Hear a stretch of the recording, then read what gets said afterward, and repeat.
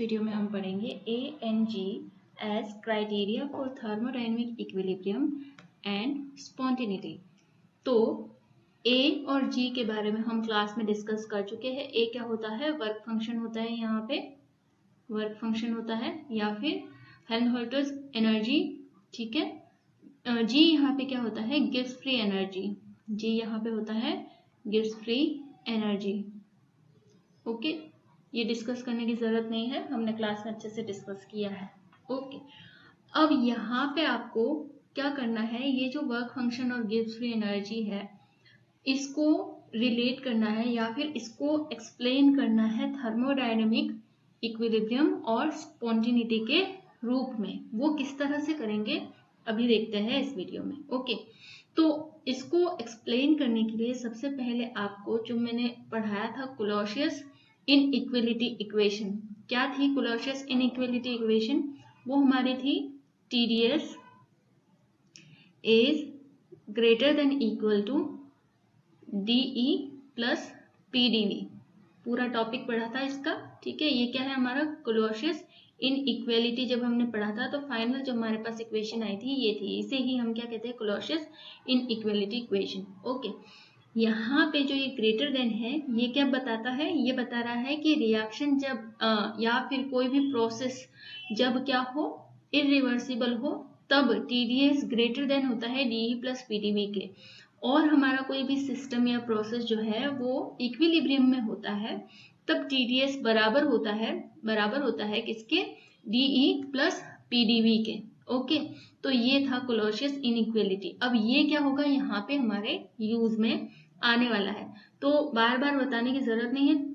बराबर क्या बताता है यहाँ पे? इक्विलिब्रियम। ओके, और ग्रेटर देन क्या बताता है? ग्रेटर देन यहाँ पे बताता है इरिवर्सिबल सिस्टम।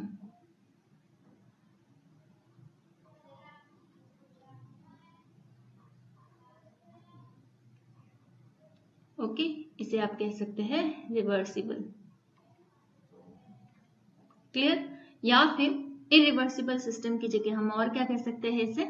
और इसे कह सकते हैं स्पॉन्टेनिटी, क्योंकि हमने पढ़ा है कि जो भी इरिवर्सिबल सिस्टम है वो स्पॉन्टेनिटी शो करते हैं, ठीक है। तो बराबर है तो वो इक्विलिब्रियम को दर्शाएगा, और ग्रेटर देन है यहाँ तो स्पॉन्टेनिटी को बताता है। ओके, तो अभी हम स्टार्ट करते हैं कि ए और जी जो है वो हम थर्मोडायनेमिक इक्विलिब्रियम और स्पॉन्टेनिटी के रूप में दोनों को किस तरह से एक्सप्लेन कर सकते हैं। तो फर्स्ट पॉइंट यहाँ पे स्टार्ट करते हैं, क्राइटेरिया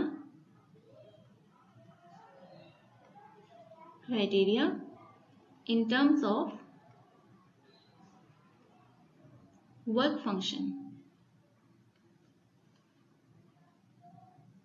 जो दोनों क्राइटेरिया है इक्विलिब्रियम और स्पॉन्टेनिटी का, ये वर्क फंक्शन के रूप में किस तरह से देखते हैं।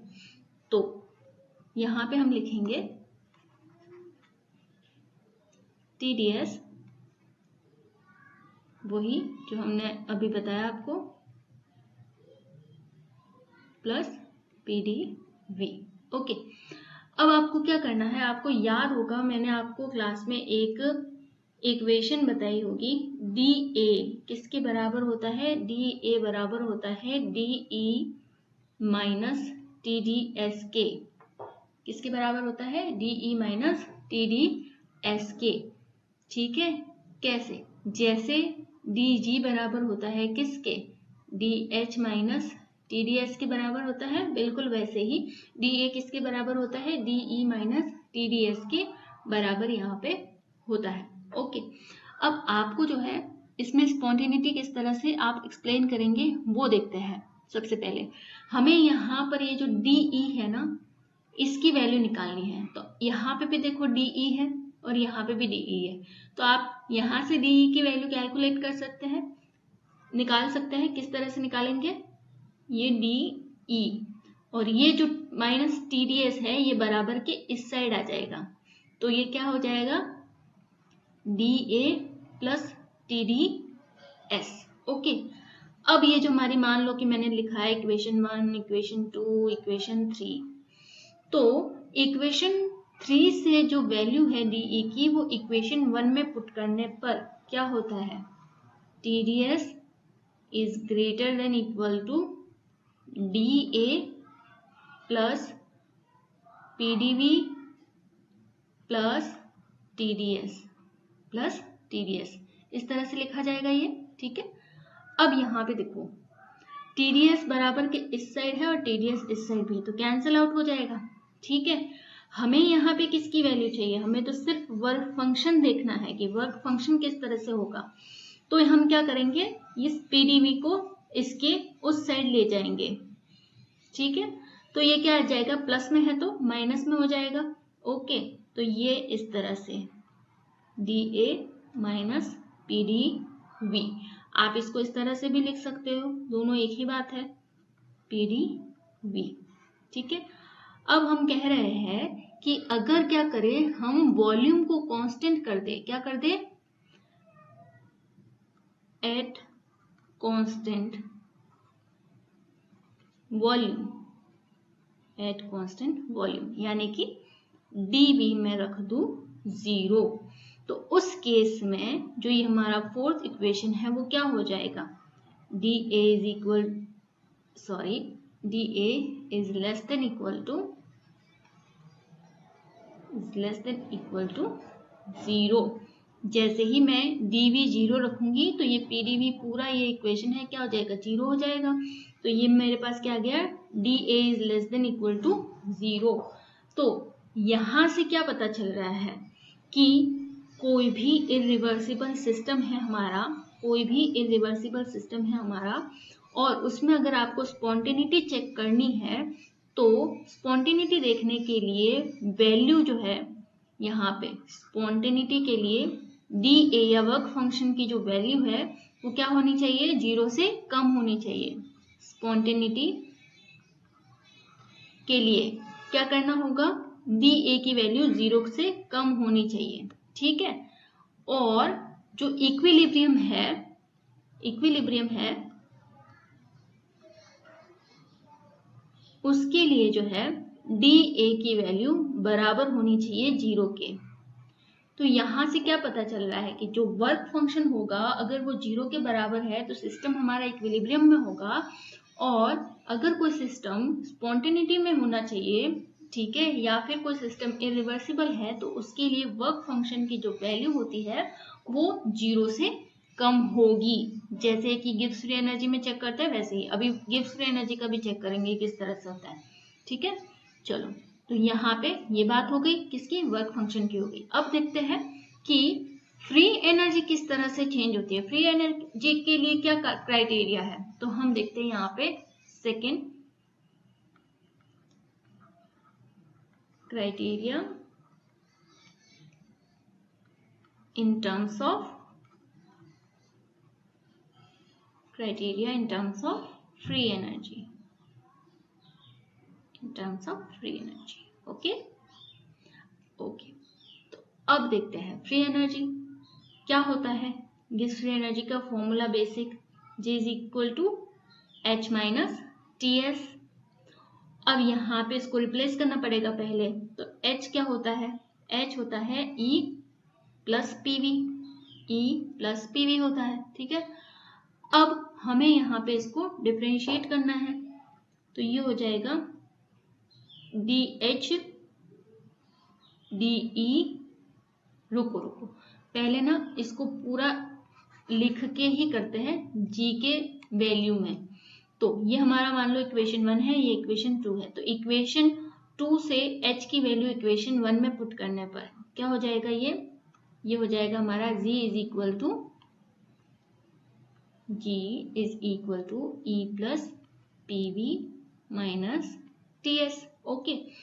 अब इसको करो पूरे इक्वेशन को डिफरेंशिएट, इक्वेशन नंबर 3 को डिफरेंशिएट करो, तो DG DE प्लस दो है यहाँ पे क्या कहते हैं फंक्शन, तो यहाँ पे हम क्या कहेंगे इसको, पहले जो फंक्शन है एज इट इज रहेगा, दूसरे का डिफरेंशिएशन, फिर दूसरा एज इट इज रहेगा, पहले का डिफरेंशिएशन। इसी तरह से सेकेंड वाले में होगा T दूसरा का डिफरेंशिएशन माइनस दूसरा एज इट इज, पहले का डिफरेंशिएशन क्लास में समझा है ये हमने, ठीक है। तो इस तरह से ये हम कर देंगे। अब हमें तो क्या करना है, स्पॉन्टेनिटी और इक्विलिब्रियम को चेक करना है फ्री एनर्जी के टर्म्स, फ्री एनर्जी के साथ, ठीक है। तो वो इक्वेशन क्या थे हमारी, TdS is greater than equal to DE plus PdV थी, यही तो थी, ठीक है। इसको लिख देते हैं हम 5।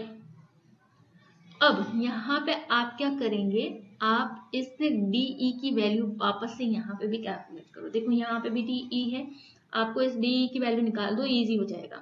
तो फ्रॉम इक्वेशन 4,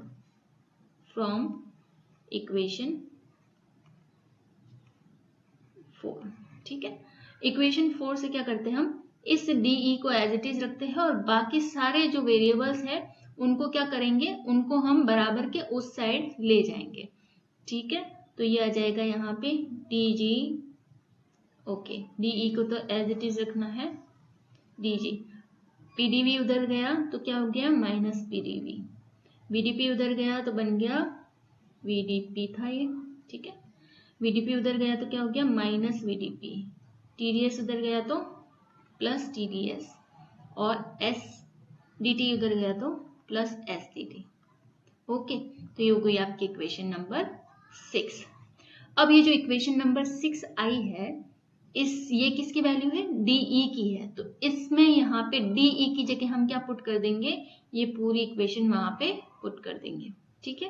तो ये हमने कर दिया, TdS is greater than equal to DG minus PdV minus VdP plus TdS plus SDT, और क्या था यहाँ पे PdV तो था ही ऑलरेडी, तो यहाँ पे लिख देंगे हम PdV, okay.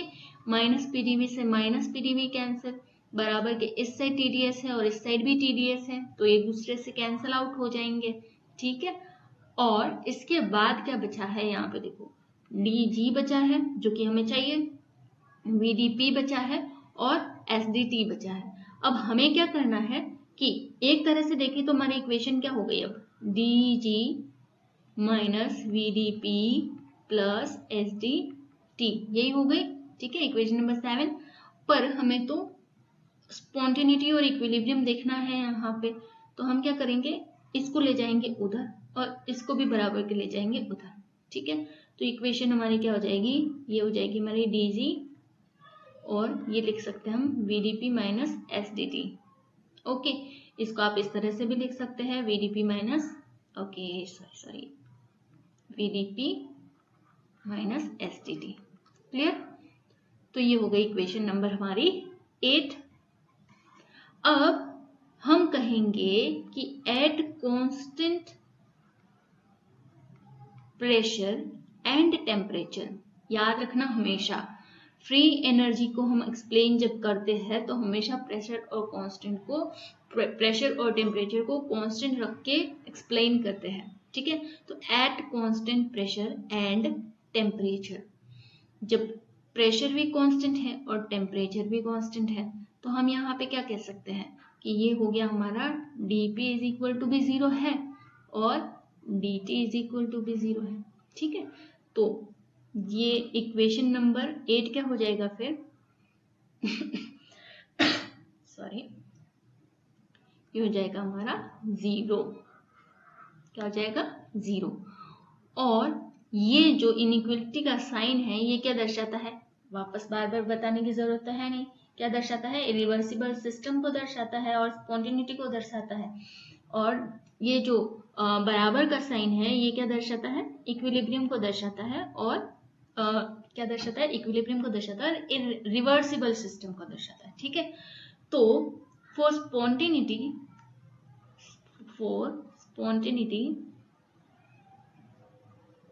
spontaneity dg should be less than 0, okay. Means क्या, ये नेगेटिव होना चाहिए, क्लियर ये चीज। तो अगर आपको कोई सिस्टम स्पॉन्टेनियस चाहिए, स्वतः प्रकृत चाहिए, तो उसके लिए dg की वैल्यू हमेशा नेगेटिव होनी चाहिए। ये आप 11th से अपने पढ़ते आ रहे हैं, ठीक है। dg की वैल्यू जिसमें नेगेटिव होगी वही सिस्टम एग्जिस्ट करता है, क्लियर। और for equilibrium equilibrium dg should be 0। अगर कोई सिस्टम इक्विलिब्रियम में है तो dg जो है वहां पे 0 होना चाहिए। क्लियर है चीज? ओके। और अगर dg हमारा क्या हो जाए, कभी ग्रेटर देन 0 हो जाए, तो हम कहेंगे कि वो सिस्टम एग्जिस्ट ही नहीं करता। ऐसा सिस्टम एग्जिस्ट ही नहीं करेगा जिसका dg क्या हो जाए, ग्रेटर देन 0 हो जाए। हाँ, कुछ ऐसी चीजें हैं जो लैब में जो है कंट्रोल की जाती है, उस केस में हम वो अभी पढ़ने की जरूरत नहीं है। पर बेसिक जो चीज है कि अगर नेगेटिव है तो वो सिस्टम स्पॉन्टेनियस है और नेचर में एग्जिस्ट करता है। ठीक है। अगर dg हमारा 0 है तो वो इक्विलिब्रियम में होगा हमारा सिस्टम, और वो रिवर्सिबल टाइप का सिस्टम होगा, एक तरह का आइडियल सिस्टम। और dg अगर 0 आ रहा है किसी सिस्टम के लिए तो हम कहेंगे ऐसा तो सिस्टम एग्जिस्ट ही नहीं करता है। क्लियर है चीज? ठीक है।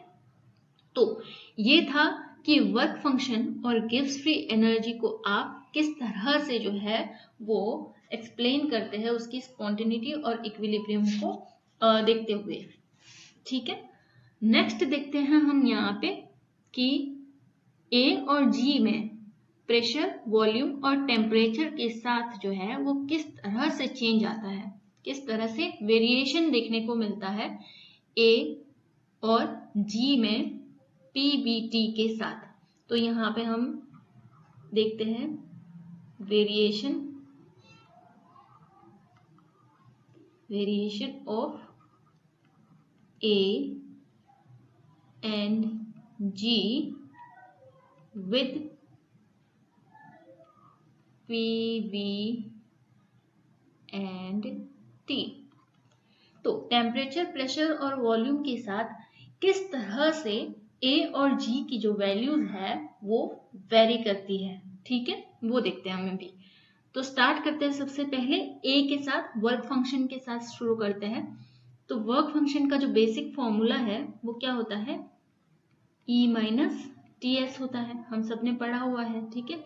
हम यहाँ पे क्या करते हैं, इसको डिफ्रेंशिएट कर लेते हैं सबसे पहले। तो DA is equal to DE minus TDS, बार बार बताने की जरूरत नहीं है किस तरह किया ये, TDS माइनस STT, डिफ्रेंशिएट कर लिया। ठीक है। अब एक जो आपका थर्मोडायनेमिक्स का फर्स्ट लॉ था वो क्या था कि उसके बहुत सारे रूप हैं, हमने बहुत सारे रूप पढ़े उसके। ठीक है। तो एक रूप ये भी है कि DQ इज इक्वल टू क्या होता है, DE प्लस PdV। PdV यहाँ पे क्या बता रहा है, वर्क को बता रहा है। ठीक है, W को। ओके। तो ये एक हमारा थर्मोडायनेमिक्स के फर्स्ट लॉ के हिसाब से इक्वेशन होगा। ठीक है। अब आपने एक और टॉपिक पढ़ा था एंट्रोपी, और वहां पे आपने पढ़ा था कि जो एंट्रोपी होती है हमारी, DS होता है वो DQ/T के बराबर होता है। ठीक है, वो पढ़ा था हमने। तो यहाँ पे इस फॉर्मूले का हम यूज करेंगे यहाँ पे। तो देखो DS is equal to DQ/T के बराबर होता है। T क्या करेगा, बराबर के इस साइड चला जाएगा, तो ये क्या बन जाएगा, TDS is equal to DQ बन जाएगा। ओके, तो ये बन गया TDS is equal to DQ। अब हमें तो चाहिए ही था इसका TDS के लिए वैल्यू। तो यहाँ पे देखो ये DQ की जगह हम क्या पुट कर देंगे, TDS पुट कर देंगे। Equation number from equation number 4 and 3, 3 और 4 इक्वेशन से हम एक इक्वेशन बनाते हैं यहाँ पे, TDS is equal to DE plus PdV। ये हमारा क्या है, 5th नंबर इक्वेशन हो गई। क्लियर? ओके। नाउ चेक करते हैं यहाँ पे कि वर्क फंक्शन के साथ ये किस तरह से इसको मॉडिफाई किया जा सकता है। ये देखो ये हमारी इक्वेशन है वर्क फंक्शन की। ओके, यहाँ पे क्या है, E की वैल्यू दे रखी है DE, यहाँ पे भी देखो DE दे रखा है, यहाँ पे भी DE दे रखा है। तो यहाँ से हम क्या करेंगे, DE की वैल्यू निकाल देंगे अभी।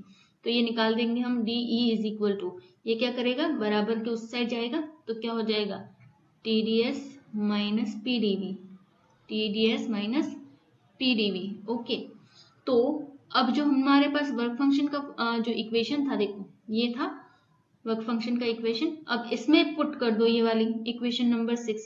तो आप लिख सकते हो यहाँ पे from equation number 6 and 2। Okay, equation number 6 और 2 से। तो DA इज इक्वल टू क्या आएगा, TDS, E की जगह क्या लिखेंगे, TDS माइनस PDV लिख दिया E की जगह, ठीक है। आगे क्या है, TDS तो है ही, माइनस TDS और माइनस SDT, माइनस TDS और माइनस SDT। TDS से ये TDS कैंसिल आउट हो गया, TDS से TDS कैंसिल आउट हो गया, तो इक्वेशन क्या बनी हमारी, DA is equal to minus PDV minus SDT। क्या बना, DA is equal to minus PDV minus SDT। Clear, तो ये बना हमारा इक्वेशन नंबर 7। अब देखो, अब यहाँ पे क्या टर्म है, वेरिएबल कौन कौन है, वॉल्यूम वेरिएबल है और दूसरा वेरिएबल है यहाँ पे टेम्परेचर। ओके, तो वॉल्यूम और टेम्परेचर के साथ आपका वर्क फंक्शन किस तरह से चेंज होता है, तो सबसे पहले पढ़ेंगे हम वॉल्यूम के साथ। तो हम कहेंगे एट कांस्टेंट वॉल्यूम, वॉल्यूम को अगर मैं कांस्टेंट रख दूं तो क्या चेंज होगा, किस तरह से आप एक्सप्लेन करेंगे। तो हम कहेंगे वॉल्यूम को कांस्टेंट रखते ही माइनस PDV तो 0 हो जाएगा, तो लिखने की जरूरत नहीं है, माइनस SDT, और यहां से माइनस SDT, ये इक्वेशन हम इस तरह से लिख देते हैं, ये मल्टीप्लिकेशन में बराबर के इस साइड नीचे आएगा तो ये इसके डिनोमिनेटर में चला जाएगा, ठीक है। तो ये हो जाएगा यहाँ पे dt is equal to minus S, और क्योंकि हमने क्या किया है, वॉल्यूम को कांस्टेंट रखा है, तो हम लिख देंगे यहाँ पे वॉल्यूम हमारा कांस्टेंट है, और जब भी कोई लिमिट लगाते हैं तो हम क्या लिखते हैं उसको, पार्शियली, ठीक है, पार्शियल डेरिवेटिव लिखते हैं। तो यहां से आपको क्या पता चला है कि कांस्टेंट वॉल्यूम पर, किस पे, कांस्टेंट वॉल्यूम पर टेम्परेचर में चेंज के साथ साथ जो है वर्क फंक्शन भी चेंज होता है, और वर्क फंक्शन क्या होता है, कमी होती है।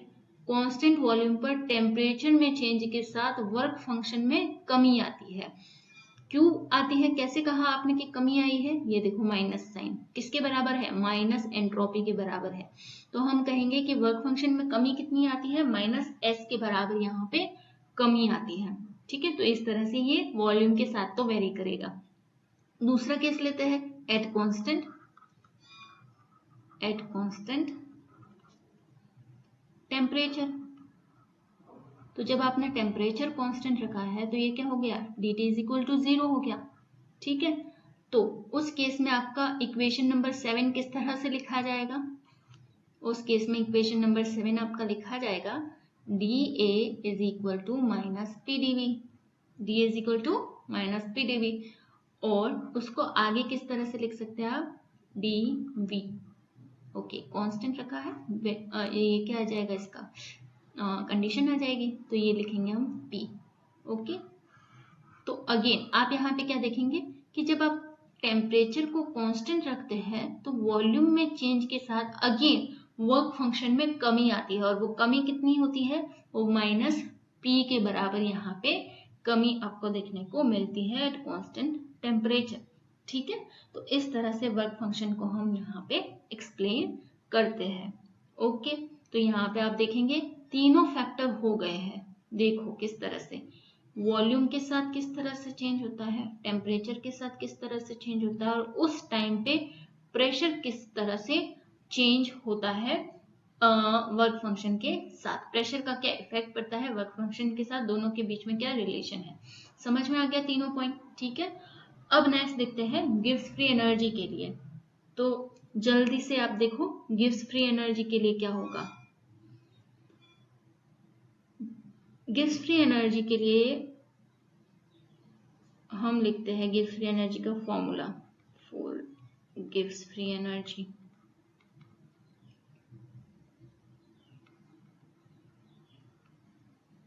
Okay, for Gibbs free energy, Gibbs free energy का फॉर्मूला लिख लो। सबसे पहले तो क्या होता है, H माइनस TS।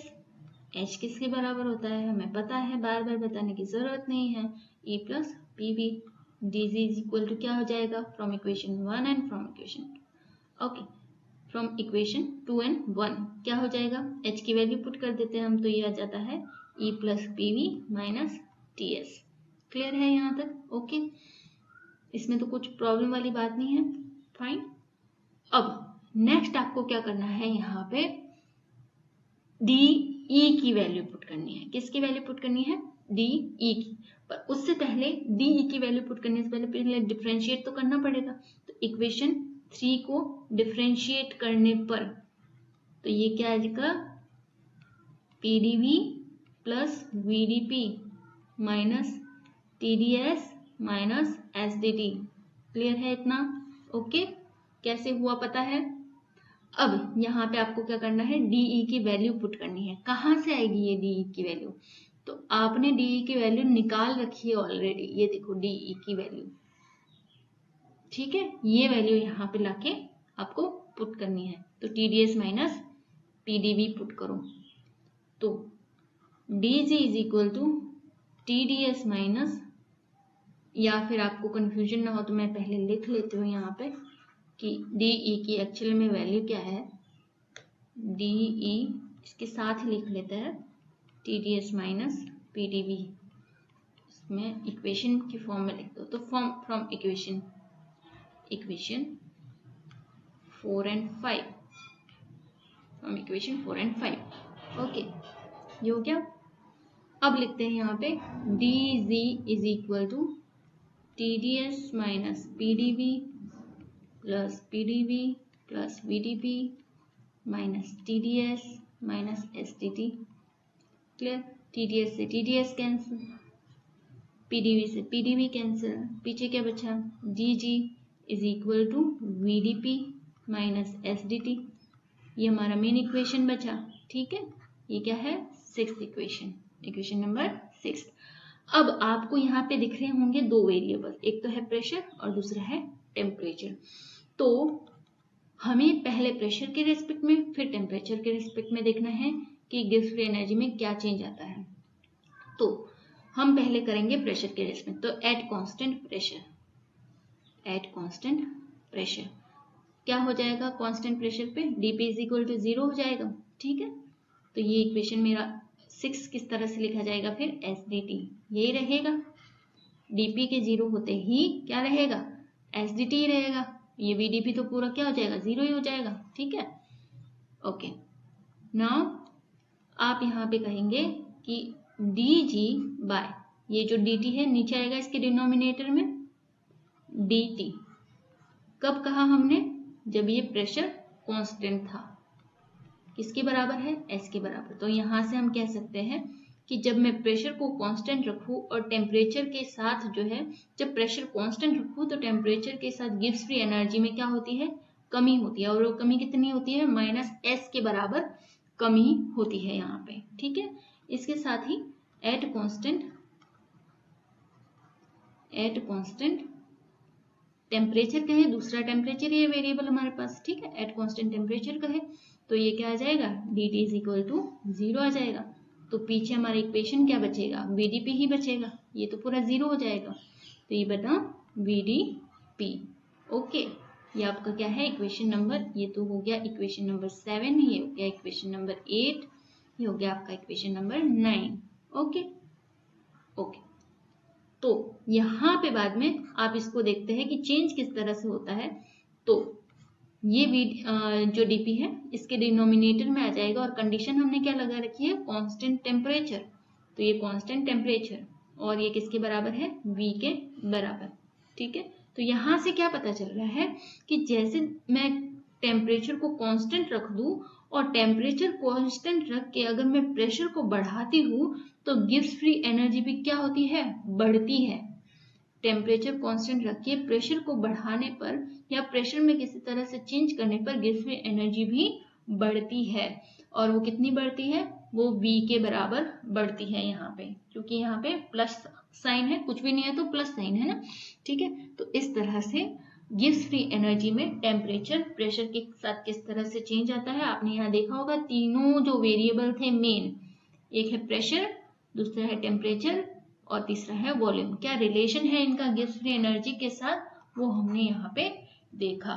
तो इस तरह से वर्क फंक्शन और गिव्स फ्री एनर्जी को हम पी, वी और टी में परिवर्तन के साथ किस तरह से ये वेरी करते हैं वो एक्सप्लेन कर देते हैं। ओके, तो यहाँ पे ये वाला टॉपिक आपका कंप्लीट होता है। Thank you.